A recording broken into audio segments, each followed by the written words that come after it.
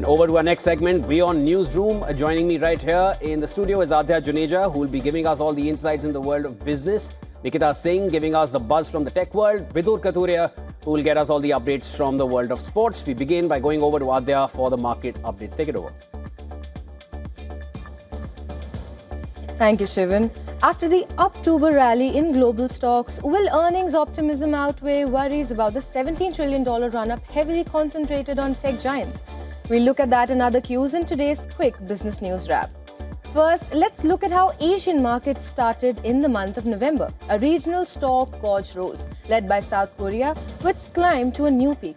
On the other hand, Chinese markets continue to remain under pressure.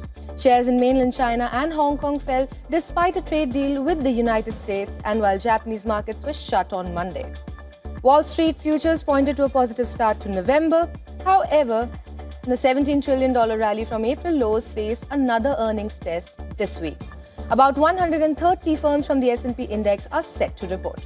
And while big tech is betting big on the future, well, cryptos have fallen behind. Bitcoin has lingered between 105,000 and 109,000 for much of the past few weeks. The crypto sector has not really recovered from the bloodbath on October 10th. The record $20 billion liquidation in a single day that wiped out over 1.4 million traders still haunt the sector. Some altcoin ecosystems have also been completely wiped out from the flash crash. The digital asset market continues to bleed from the uncertainty on the Federal Reserve's rate path. The freeze in US economic data due to the government shutdown adds to the uncertainty. Well, while cryptos take a hit, the dollar hovered near a 3-month high. Well, this comes after the dollar wrapped up its second best month of the year. The greenback's rise weighed on gold. The yellow metal fell below $4,000 mark for the first time since hitting that level last month. Now, gold also lost some of its shine after China ended a long-standing tax incentive on gold. Still, the yellow metal is up over 50% for the year. While gold's play is on demand, supply is driving crude markets. Oil started the week on a positive note after the OPEC decided to pause production increases from January. While sanctions on Russian oil giants have raised questions on supply, a broader inventory glut weighed on the OPEC's plan. Brent rose as much as 1% to trade around $65 a barrel after falling to a low of $60 in October. The geopolitical interplay between demand and supply will be the cues investors will watch this week. Well, that is it from the world of business. Now for all the tech updates, it's over to you, Nikita. Well, thanks so much, Adya. First up, China's Shenzou-21 crude spaceship has successfully docked with the Chinese space station Tiangong, carrying 4 mice for a series of scientific experiments in the orbit. The mission marks the first time mammalian samples have been sent to China's space station as part of 6 major research projects covering life sciences, fluid dynamics, and lithium-ion battery performance in microgravity. Now, the 4 mice, 2 males and 2 females, will spend 5 to 7 days in the orbit, helping scientists study stress, adaptation, and the possibility of reproduction in space. US President Donald Trump has said that artificial intelligence giant NVIDIA's most advanced AI chips will be reserved for US companies and kept out of China and other countries. Now, Trump has said that only US customers should have access to the top-end Blackwell chips offered by NVIDIA.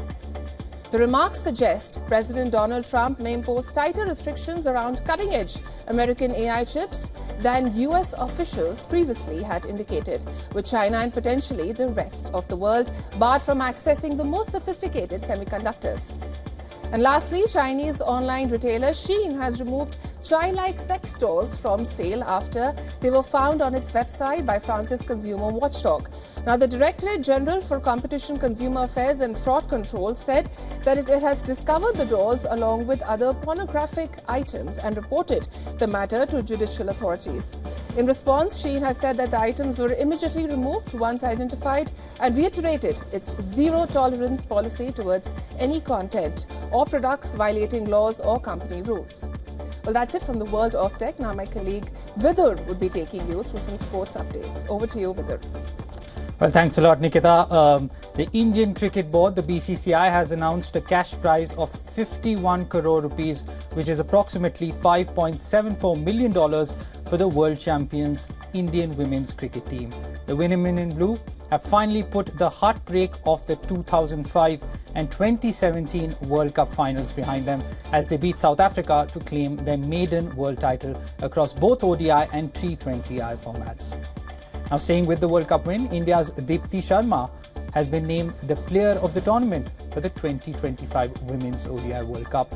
The all-rounder became the first cricketer, male or female, to record more than 200 runs and 20 wickets in a single World Cup edition. She scored 215 runs and took 22 wickets in 9 matches. She also scored a crucial half-century in the final against South Africa to help India reach a strong total of 298. And then also, she took a 5-wicket haul against the Proteas, culminating in India's World Cup triumph. In tennis, Italy's Yannick Sinner powered past Felix Auger-Aliassime 6-4, 7-6 to claim his maiden Paris Masters title. A triumph that puts him back on top of the men's rankings, just ahead of the ATP finals. Sinner's Paris conquest is his first Masters crown of the year and his 5th title of 2025, extending his remarkable indoor hardcourt winning streak to 26 matches. And finally, in the NBA, the Phoenix Suns have ended San Antonio Spurs' perfect 5-0 start to the season by handing them their first defeat. The Spurs, as I mentioned, had won their first 5 games of the season for the first time ever in history, but that run came to an end in Phoenix on Sunday. Devin Booker scored 28 points, Grayson Allen and Ryan Dunn each added 17 for the Suns. For the Spurs, Victor Wembanyama had a rare off night, scoring just 9 points. That's it from the world of sport. It's back to you, Shivan. Thanks so much, Vidur. Thanks so much, Adya and Nikita, for getting us up to speed with all that's happening as of now in the WION Newsroom.